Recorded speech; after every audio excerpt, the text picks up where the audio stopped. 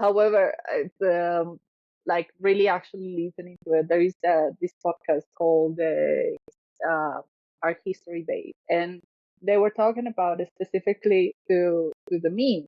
It's like it's a new type of art, like the abstract kind of thing.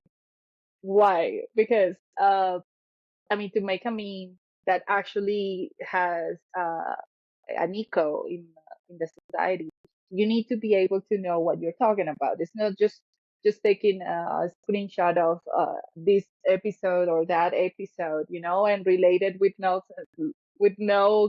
sense of continuity. No, not like this type of shows that we used to see on board that started in the Roman Empire, and that in 2025 there was no relation whatsoever, not even the music. It was just like a pop-up light. But they were saying this, like, actually we should consider meme a type of art in a way, because they actually require you need to be able to be sensitive about what you're talking about. It's not just like two photographs and just put in a random sentence, to make it beautiful. You need to actually have a background. You need to understand what you're talking about. I don't think we understand that. I think we just like also. No, I kind of agree. I do think memes is art. I think it's probably a form of comedy or satire, if you would. That's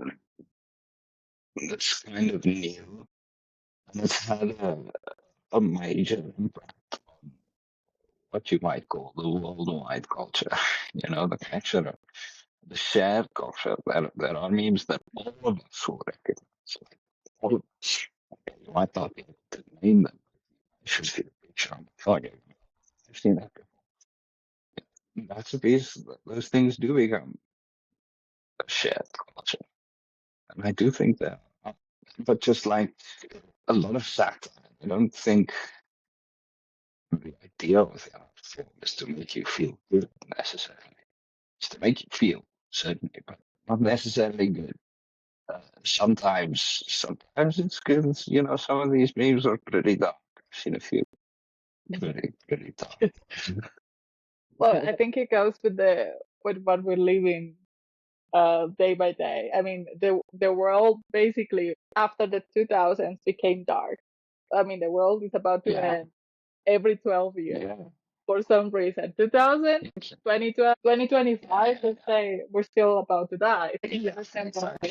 They're becoming way too dark. I mean, can blame them? No, they're actually taking advantage of it. They're making money out of our stuff, right? I told you this. Well, I never finished, but I started a magister in art history, very long, right?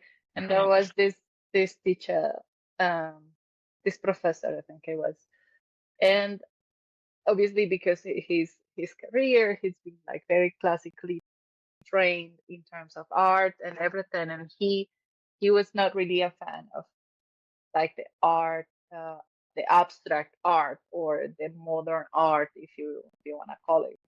Like he was saying that it was just opening the door to say that anything can be a type of art, like, and we've seen those videos where people actually play with other people. Oh, this is madness.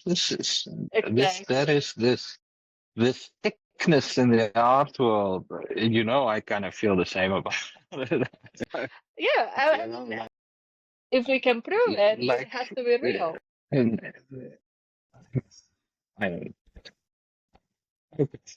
I absolutely get if your 5-year-old brings you a picture of a little fucked up house and a stick man. That is art and it's beautiful. Yeah. I'm not saying it's not. Okay.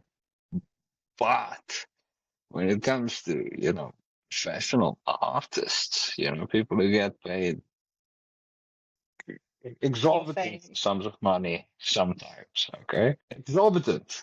Okay. There was this ones that looked like they're just flinging paintbrush at the thing and the artist and how the paint lands. Fuck off.